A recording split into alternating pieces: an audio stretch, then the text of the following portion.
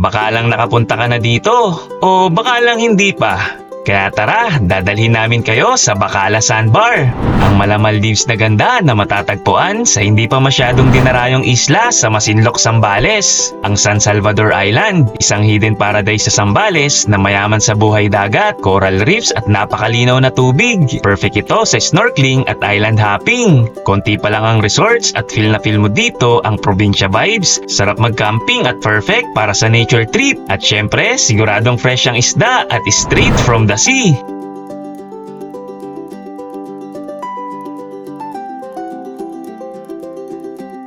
Lipstikan, ito yung pinakamalanding isda na makikita sa Masinloc.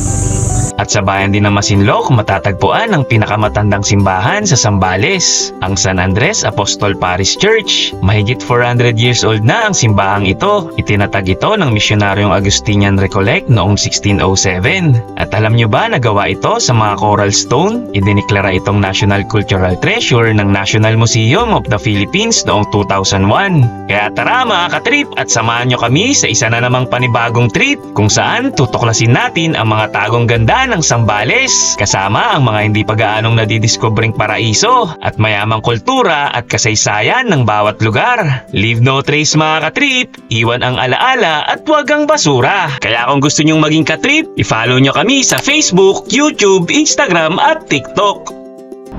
Mga katrip, ngayong araw ay nandito tayo ngayon sa Masinloc, Zambales, kung saan dadalhin namin kayo sa San Salvador Island. Welcome to Masinloc, Zambales! Tara, trip tayo!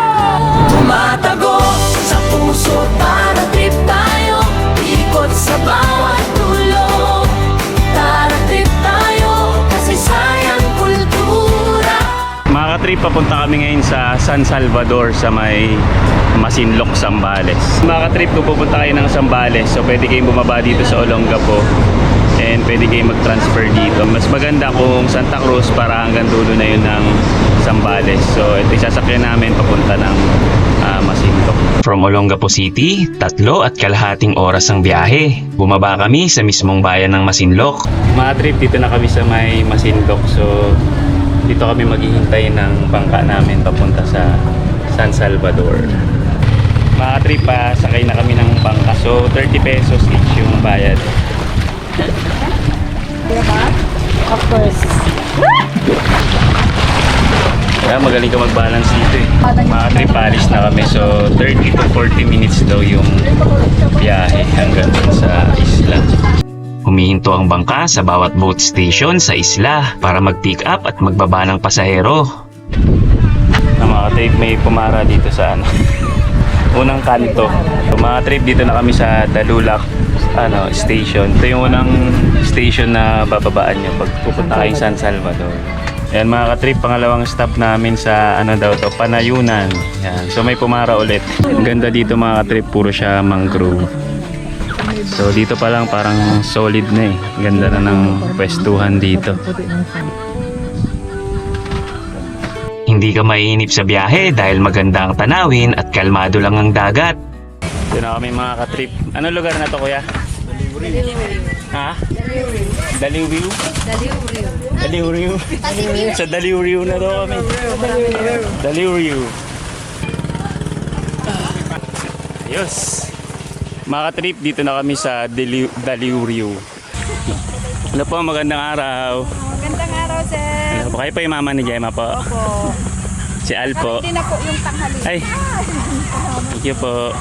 Ganda dito mga katrip. So, palibot yung island.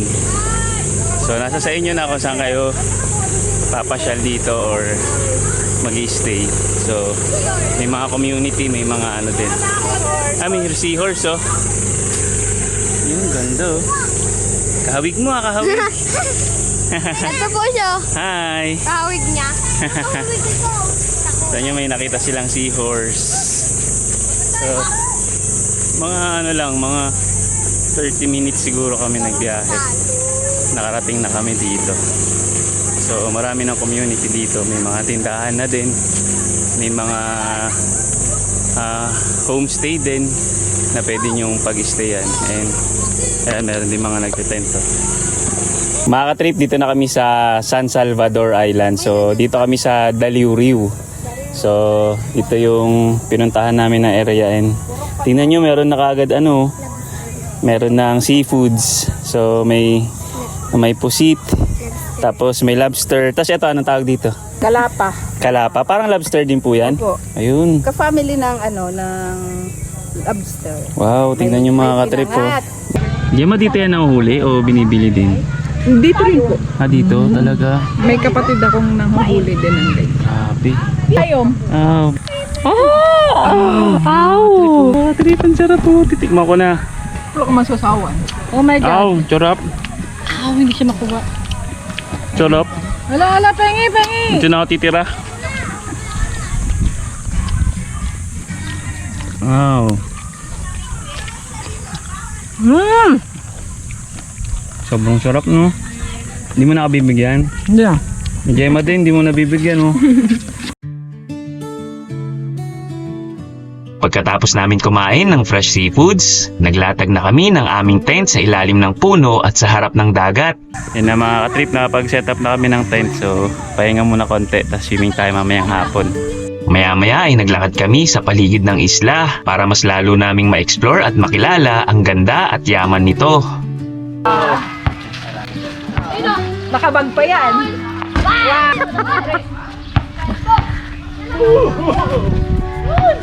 Kailangan lang pala lumapit kasi Mga trip, pupunta kami sa ibang side. So, maganda raw spot doon.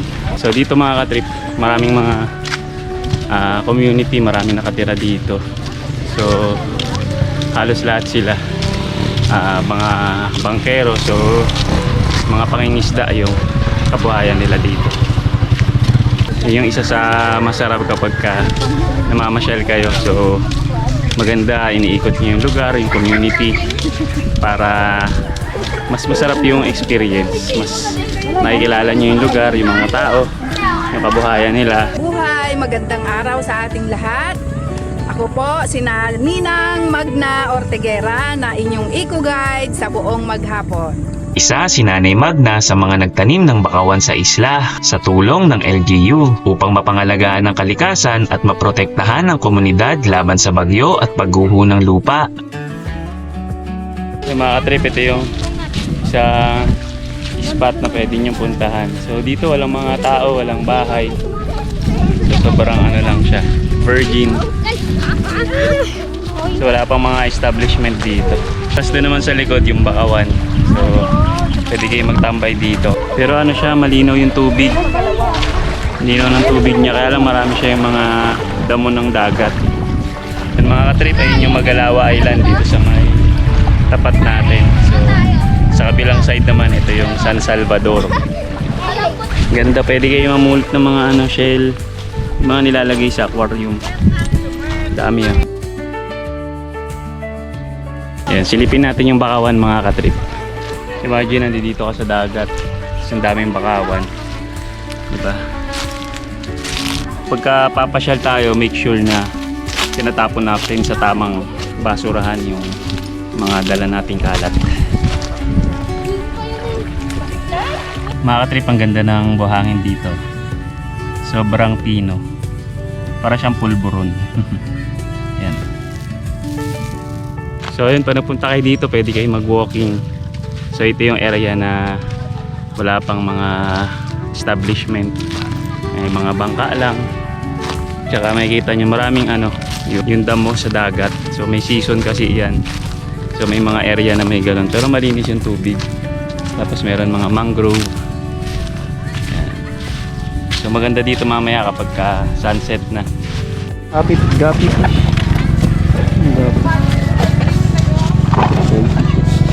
Nakakauli na pala sila dito ng mga pang aquarium na fish. So pag nag-walking kayo mga ka-trip, ito na yung community.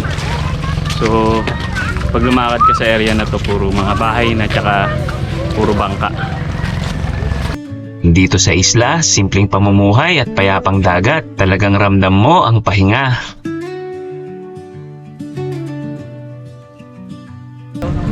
So kung gusto nyo mag-relax lang, 30 pesos lang yung bayad sa bangka. So yung entrance fee nila dito, 100 pesos lang.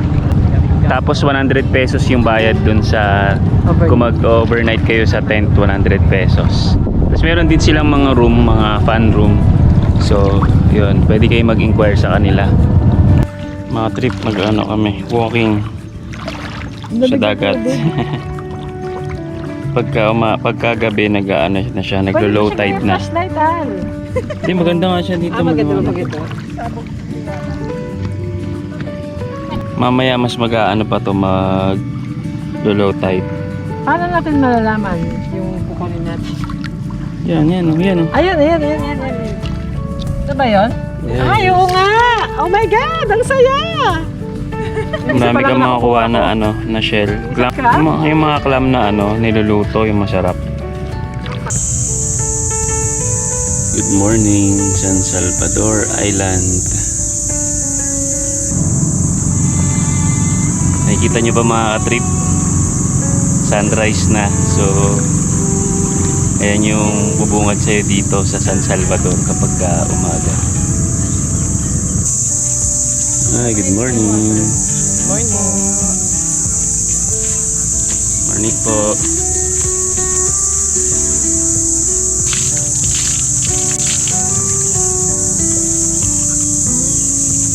Good morning mga trip. So dito meron naman silang CR, meron naman tubig, may bomba, meron din gripo. So komportable naman. So yan yung mga dito kami nag-pitch ng tent. Yan, so dito kami sa may tapat ng beach. Meron din silang mga kubo tsaka mga room dito kung gusto nyo mag-rent, and pwede rin kayo mag-pitch ng tent nyo.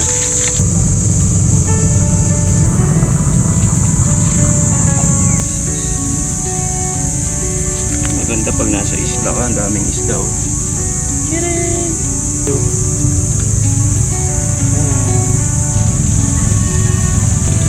Today lipstick, yan o. Kasi yung uso niya mukhang naka-lipstick eh. Taray, landi nitong isda na to, naka-lipstick pa.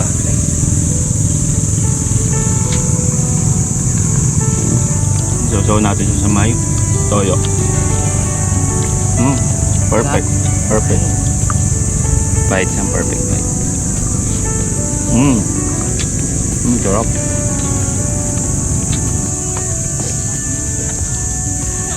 Sarap. Sarap din.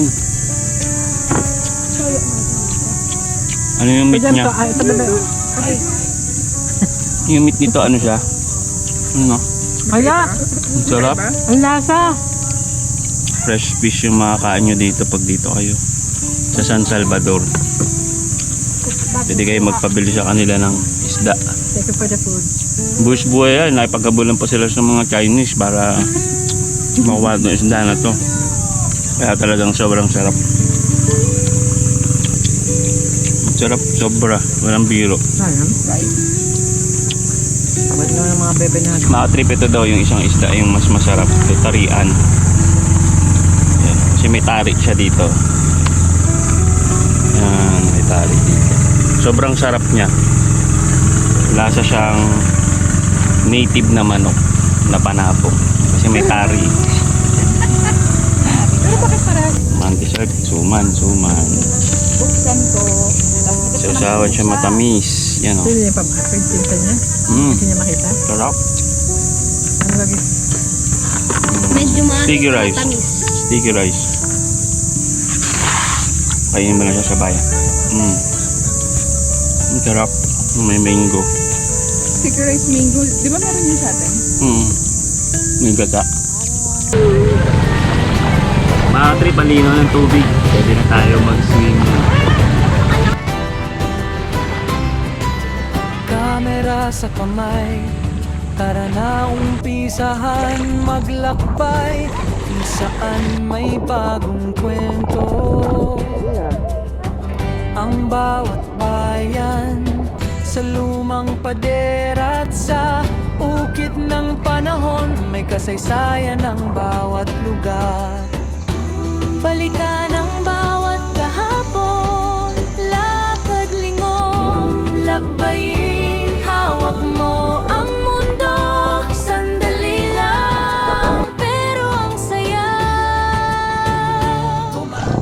trip, punta na kayo dito sa San Salvador Island. Dito sa Masinloc, Zambales. So isa yan sa mga dapat yung pasyalan kapag ka pumunta kayo ng Zambales, lalo na dito sa Masinloc. Yan ang nature trip. Gusto nyo mag-camping, gusto nyo mag-island hopping, snorkeling. Ito yung area kung saan kami nag-pitch ng tent namin. Meron mga puno. Tapos meron na rin silang mga washroom. So may enjoy nyo dito mga katrip. Malilim din. And napakasarap ng tubig. Napakalinaw.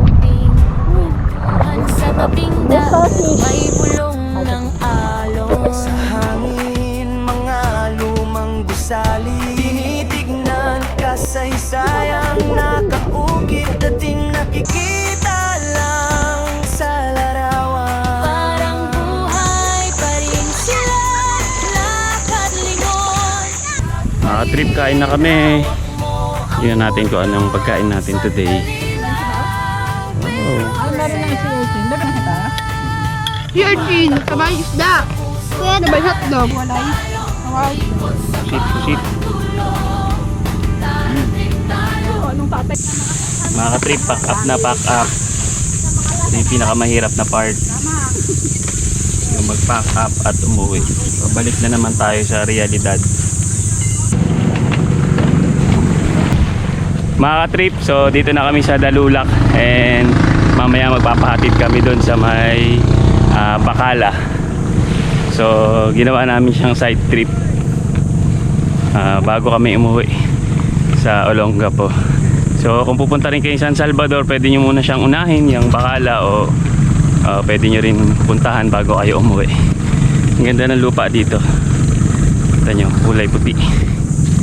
Na mga katrip, papunta na kami sa Bacala. Ang Bacala Sandbar ay matatagpuan sa San Salvador Island sa Masinloc, Zambales, kung saan ang tubig ay napakalinaw at napakaputing buhangin at ang tanawin ay talaga namang nakaka-relax. Makikita rin ang isang guest house na ginawa bilang pahingahan ng mga mangingisda. Isang lugar kung saan sila magpapahinga matapos ang kanilang mahabang araw sa dagat, at nagsisilbi rin itong silungan kapag masungit ang panahon. Ngayon, isa na rin itong paboritong side trip dito sa Masinloc, Zambales. Dahil sa Maldives na ganda nito, perfect para sa chill, swimming at pang-instagrammable moments. Mga trip, dito na kami sa Bacala. So isa to sa mga pinapasyalan dito sa Masinloc, Zambales. Mga katrip, ang linaw ng tubig dito. Sarap dito mag-snorkeling. Sarap. Tignan nyo kung gaano kalinaw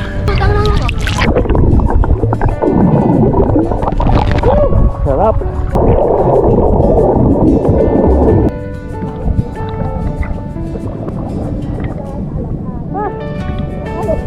Mga trip, ikutin natin yung Bacala. So, sira-sira na siya ngayon, hindi na siya na-develop.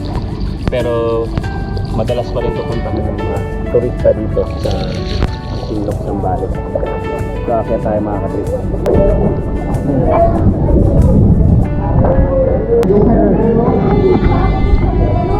Ayun. Ingat lang tayo mga katrip kasi sira-sira na yung mga plywood. So tutuloy-tuloy na lang tayo.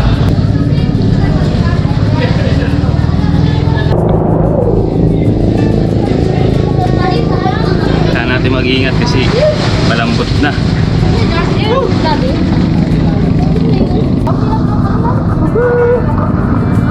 Mga katrip, ang ganda ng view.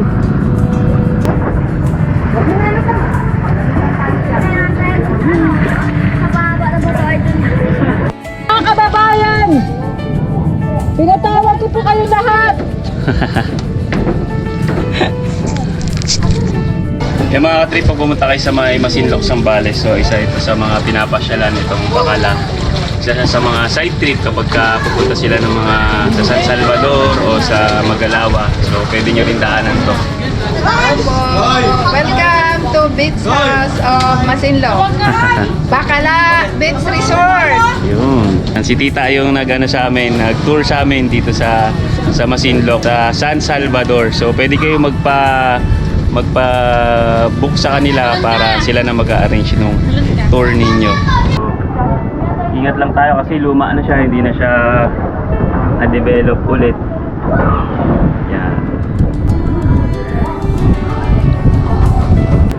Madam Mayor Hazel Lim, baka naman pwede nang pa-develop itong lugar na to. Pa-renovate para mas puntahan pa lalo ng mga turista. So, napakaganda ng view. 360 view, makikita mo yung buong paligid ng Masinloc. Nag-iihaw sila. Maling-mali. Dito sila nag-iihaw. Ito, Mga katrip, yun yung isa sa dahilan kaya din nasira to kasi yung iba nagka-camping dito sa loob. bonfire. Nagbo-bonfire sa loob ng area na to. So nasusunog, tapos yung iba nagiinom, iniiwan pa yung kalat dito. So responsible tayo. Leave no trace. Lagi natin dadalhin kung ano man yung mga kalat na dala natin. And tapon natin sa tamang basurahan. Yung iba naman mahilig mag-vandalism. So wag po natin gagawin yan kahit saan lugar tayo pumunta kasi iwan lang natin yung mga memories, yung mga alaala. Pero yung mga ganitong vandalism, wag po. And meron po yan, pananagutan sa batas. Vandalism is a crime. Meron pa sa taas. So, itutour ko lang kayo mga ka-trip. Pero ingat kayo dito kasi sira na talaga siya. Meron pa siyang second floor. Yan. What's in here? Nakakatakot. So medyo may babaong amoy siya mga katrip. Yun. Ano na siya? Dati siyang mga room.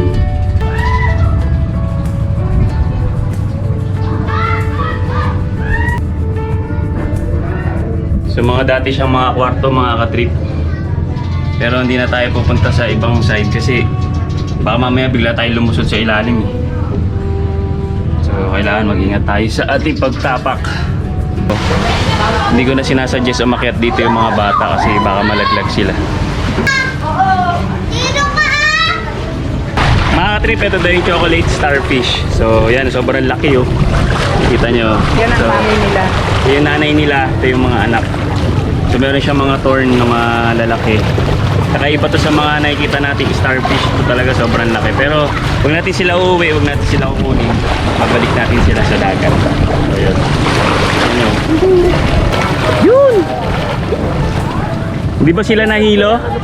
Kaya mga ka-trip, marami nag-side trip dito sa Bacala kasi meron siyang silong, pwede kayo dyan mag-picnic, maligo, kumain. Pero yun, kailangan wag natin kakalatan, saka huwag natin sisirain para marami pang makapasyal sa lugar na to. May enjoy din dito ng mga bata kasi mababa lang siya. Mga ka-trip, marami pang hidden gems ang Zambales tulad ng San Salvador Island na patuloy na naghihintay tuklasin. At sa dami ng lugar na pwede nating puntahan, isang bagay lang ang sigurado, hindi pa dito nagtatapos ang paglalakbay natin. Kaya kung gusto nyong maging ka-trip, i-follow nyo kami sa Facebook, YouTube, Instagram at TikTok. Leave no trace mga ka-trip, iwan ang alaala at huwag ang basura. Tara, trip tayo! Ayan mga ka-trip. Finally, we're back. Mga trip, dito na kami sa Masinloc Plaza kung saan kami sumakay ng bangka. So, habang na kami ng bus. Meron na sasakyan. Tita, thank you po. Next time po ulit. God bless po. Salamat po.